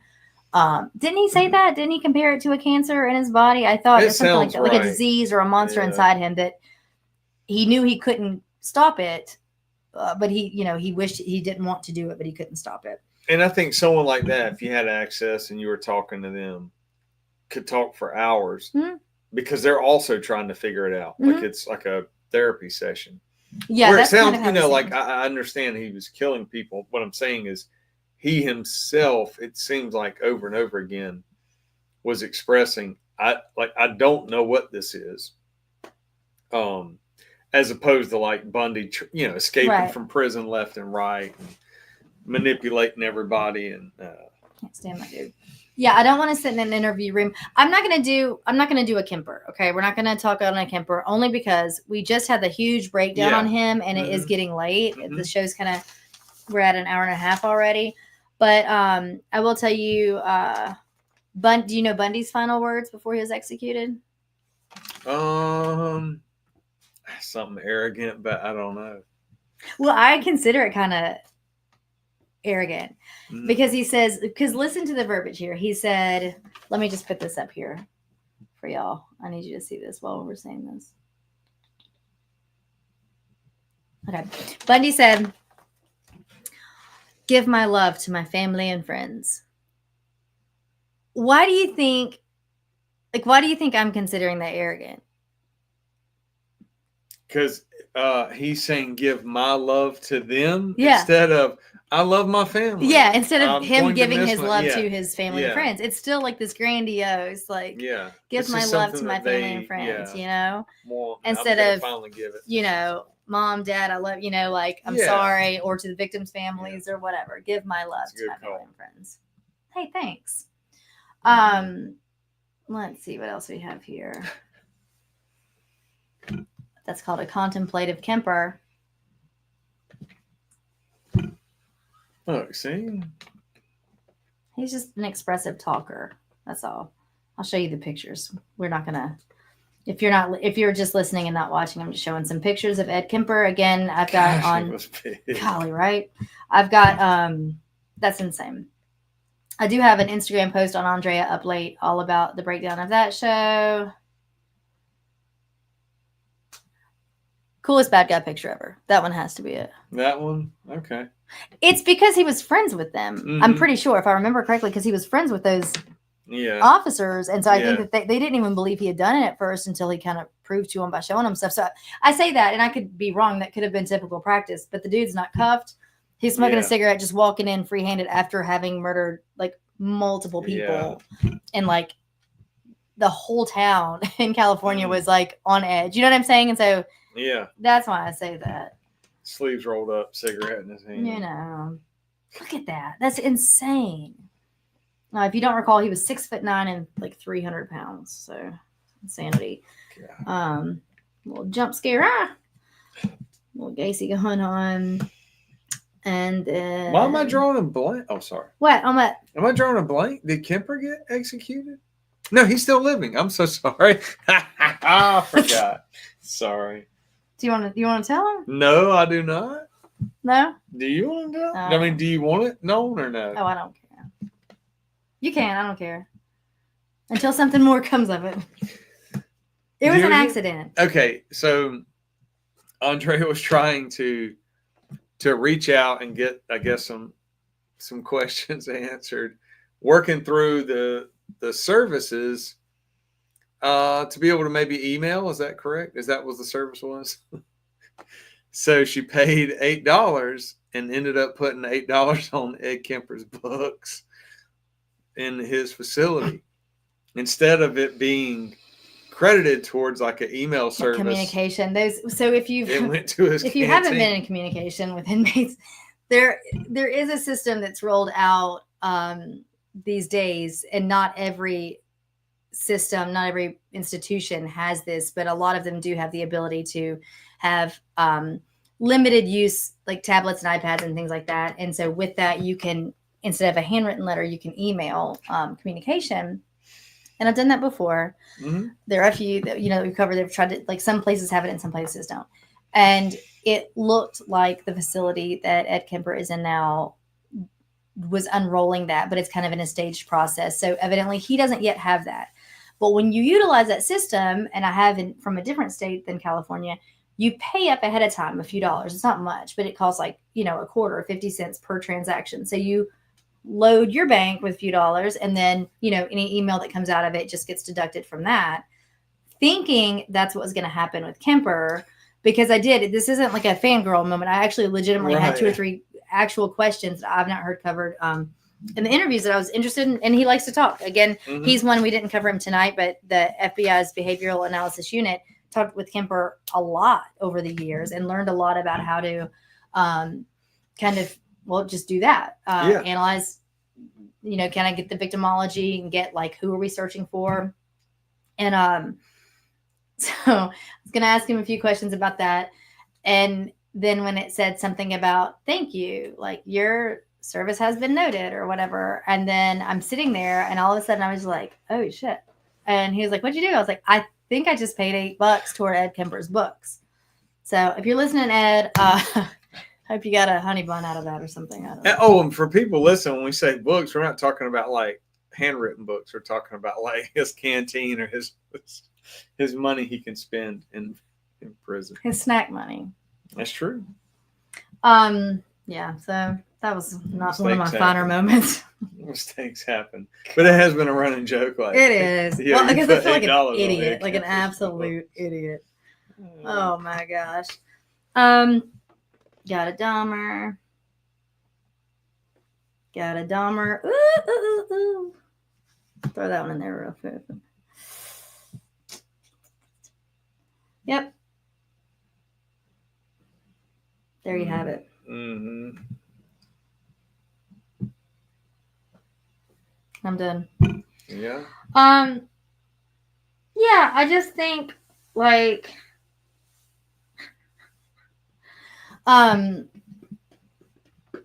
don't know. There's just, we have with Kemper, it was the whole idea when we talk about those other fools before, Gacy and Bundy, there really wasn't like the childhood or the things that like can also make you a wonderful adult, but also can that rewiring in your brain. And as we spoke to at the very beginning of the show, there's nature and nurture and you. So again, 2 people could have had the same horrific childhood and horrific parents and all the things and exposure, but some people's brains are already, I think, a little bit wired to go a certain kind of way, especially with trauma. And that sometimes can shoot them off into this kind of course.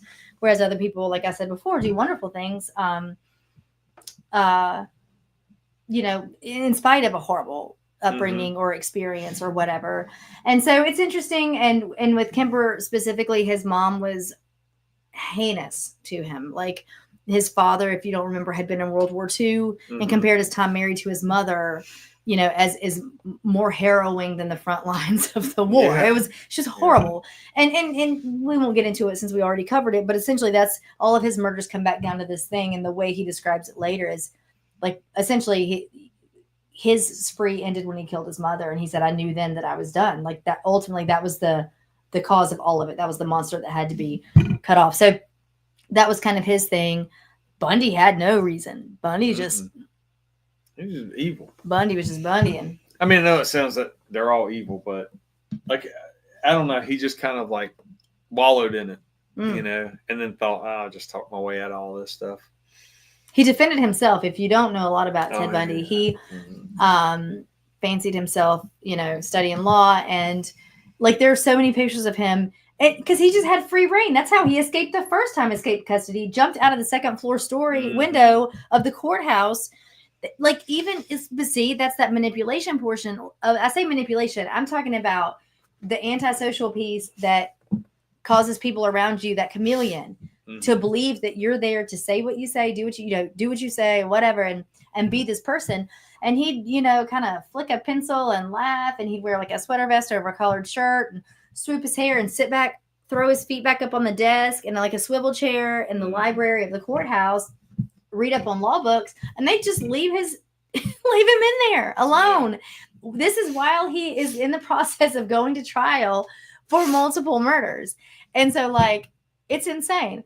And so he could talk himself into anything, his way into anything. And that's what happened. And he jumped out the window. He was caught again, but he murdered again, I mean,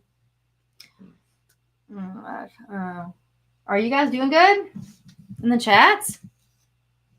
I have now got a couple of recommendations on some new cases as well. So we're kind of looking at some new stuff. I just saw, hey, Greg LaMontagne, and I know exactly what you're talking about. That is Catherine Knight, the first woman in Australia to ever receive life without the possibility of parole because they don't have the death penalty. She's still alive. They call her Nana, and she gives advice to young women in prison. And she did exactly what Greg says she did here. She skinned her husband and made curtains in the kitchen with him. What was the video the other day? Which one? Was it biscuits? What? The lady, biscuits. The lady in prison? Taste the biscuits. Oh, no, that's cornbread. Cornbread. She said, they call me cornbread in here. And her makeup's all like, think like Steve Buscemi. Like she's got like red lipstick on the outside of her lips. And she says, they call me cornbread in here as she's in prison. I said, because my husband was eating cornbread when I killed him. And she said, now nobody wants to eat cornbread with me. Okay, really quickly before we head off here. If we were to say the four dudes so let's give it like a Bundy, Dahmer, Kemper, Gacy.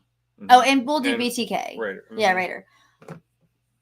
List in order, I guess, who you would most want to have an hour in a room with, like an interview room. Yeah. To have a conversation. Or to ask questions. I say have a conversation. I hope you all know that. Yeah. I mean this from like a educational purpose, actually. Yeah. Dahmer would be number one. Okay. Kemper. Probably Rader, only because I could tolerate him. And maybe he would just answer everything you ask him, just flat out. So you'd probably learn a whole lot. I'd probably go with Bundy before Gacy. Same. Gacy's at the very bottom. I can't. Yeah. And actually with Gacy, I probably would just be like, there's nothing to ask him though. Yeah. Like, and that's the thing too. I don't think that you're learning anything from him. To help moving forward with anything. Like, you're not learning anything from Gacy. I really don't think you're learning anything from Bundy because he's just going to be lying through his teeth the whole time and grandstanding. You could probably learn, okay, I can recognize this. Yeah, exactly. Yeah. So now I'm just going to remember this. But I mean, out of all of those, I would. I'm hot. Yes, you are. It's hot in here. Yes, you are. Brian. Dahmer is who I would. The most. Yeah, I think, and you and I have talked since we've started talking about him a lot more. I think there would have been a lot more I think people could learn from him because he was so open and also battling something that was a little more than Kemper, who was just fixated on his for mom. Sure. Dahmer had a lot more aspects to that. He did. But yeah. And I think that people actually don't come for me on this one, but like I think that it's hard to picture there's a compassion component, right? Particularly, I get it. Like if anybody's family members are the victims, it's horrific what he did, for sure.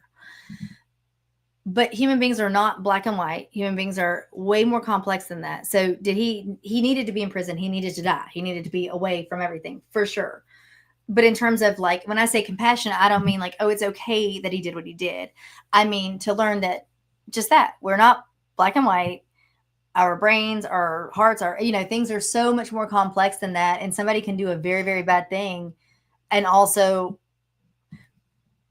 it sounds silly on the surface to say, wish they hadn't done it, but keep doing it. But that's what this is, And so I do think there was a lot to learn from a Dahmer situation. Yeah. And I think that with him, you would probably feel, this sounds weird, but you would feel better leaving the room after talking to him, because you would learn, a lot more, and it would be more of a normal rapport and conversation. I think. I'm only speculating, but yeah, I do think that. I think those last three, definitely Bundy and Gacy. It's just like, it's gross. And it's gross, and they're also more wild cards, right? Like, I do feel like, and I could, look, I say this now, Ed Kemper is still alive. He is now in a diaper, in a wheelchair, $8 richer. $8 richer.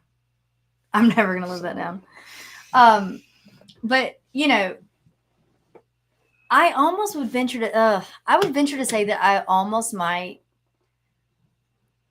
feel like I could have been comfortable, might be a tough word, but like, okay, sitting in an interview room with him. Even though his victims were women, like, like you got to think about those things, but I don't know. But I do think if he wanted to, he could turn on the uncomfortable factor real fast. Yeah, definitely. Whereas I think with Dahmer, I'd feel fine, hardly thinking about it at all, having, sitting in a room with him. But would you want to DDT Ted Bundy straight into the concrete or suplex? Oh, God. Yeah. Just making wrestling references. I get it. They're King Kong. It's just for a split second. You know how what like does your brain look like? I just can't even remember. It doesn't look like Ted Bundy. It's the Bundy name. I remember WWF. Yeah. But it's just for a split second. It's not the amount. You know how your brain works. I don't know how your brain works. Well. Oh my gosh. I do remember this dude. Yeah. King Kong Bundy. But it's just a Bundy. Like, I don't know. My brain. Yeah, I get it. Let's see that. Do you remember George the Animal Steel? Yeah. Okay. He gives me nightmares still to this day. I mean, sorry. Craig said Hulk smash. Yeah. Oh my gosh. All right, we got Tyler in the chat. Greg La Montaña, Marine's Blood, Cupcakes and Cameos. Falk around and find out. I know there was a Davey in here earlier. I think I said Marine's Blood. Did I say Marine's Blood? I don't know if I did or not. Bosco, of course. We had an Abby in here earlier. Silly was in here. I can't scroll up that far. Greg talking about some Jimmy Superfly Snuka. When it gets into wrestling references, that can be your next show. Oh, I was going to try and get Jim Cornette on the Disruptors. Okay. I need to go back to that. Okay. He's quite a storyteller. Okay.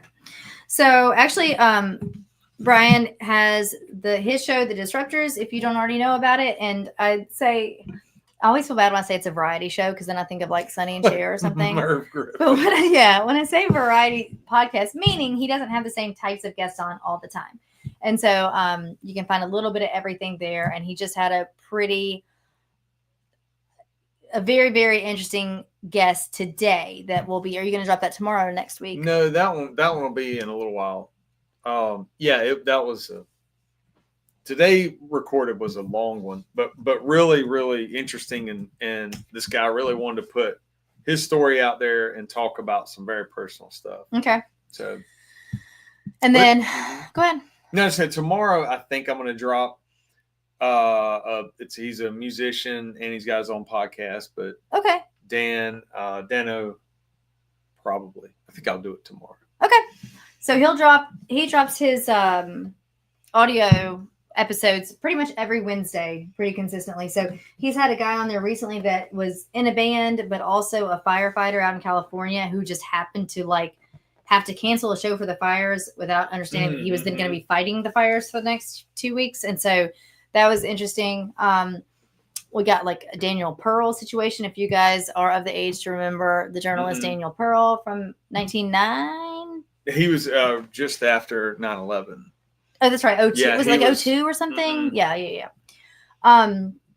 Anyway, so go follow him at Brian Sanders Disruptors. You can find him on Instagram, on YouTube, or the website. It's called it's the Disruptors of BrianSanders.com. It's just the opposite. Like, I don't know why I can't get that in my head. Like, it's just turned around. Instead of Brian Sanders Disruptors, it's the Disruptors with BrianSanders.com. Yeah. Okay, so you can check that out there. We had some positive input. Actually, I meant to tell you that about. We had a guy on 2 weeks ago. Last week we didn't have a show. 2 weeks ago we covered the Aisha Degree case because there have been more consistent updates ever since the search warrant at the homes in September, when, if you remember, this case took place back in 2000 and there had been nothing until that. And Jerry Falk was actually a homicide detective who worked alongside the FBI task force that was working the Aisha Degree case. And so I think he was talking 2 weeks ago with us that he kind of specifically was doing some of the genealogy portion as they were testing some DNA found on Aisha's backpack and whatnot. And so we had him on the show. So if you guys haven't listened to that episode from 2 weeks ago, that was a great show. He did a great job contributing, and he and Brian know each other well. And so they were able to kind of do a little back and forth here and there. And so that was a good show. And we've had some good feedback from having Jerry on. And so people, yes, have talked about the similarities between the two of you guys and things like that. So that was a good show. And yeah, Greg, if you're still in the chats, he did say, by the way, he'd be in touch with you, and he's talking about for a wrestling podcast. Cool. Hey, talk all day. It's only the important things in life, right? Greg, let your wife know that I will be in touch because we got some talking to do. But either way, it was so good to see you guys. Go follow, like, hit subscribe, all that stuff. It's just silly stuff that doesn't cost any money, and it takes a second to hit a button, and it just helps our show kind of stay a little bit current. You can always write yes ma'am, fuck around and find out for sure. Yeah, so you can always write a comment if you want to. That helps as well. But either way, we appreciate you guys as always. Check out YouTube, Andrea Up Late. On Instagram, it's the same name. And of course, Brian Sanders Disruptors over here. And we always welcome your input in your cases and things like that. So you can email us at andreauplate@yahoo.com. And otherwise, message, reach out, comment. We do really enjoy interacting with you guys. That's actually why we keep doing the live show, just because it's fun. So never hesitate to reach out because you'll see that we respond. And we enjoy it. So do you have anything else to wrap up the evening? I don't think so. I don't think so either. I keep feeling like I do. I know. I don't know. Yeah. All right. Well, as always, we love you guys. Would you like to tell them good night? Yeah. Good night, everybody. All right. And until next week, we will see y'all next Tuesday. Good night, y'all.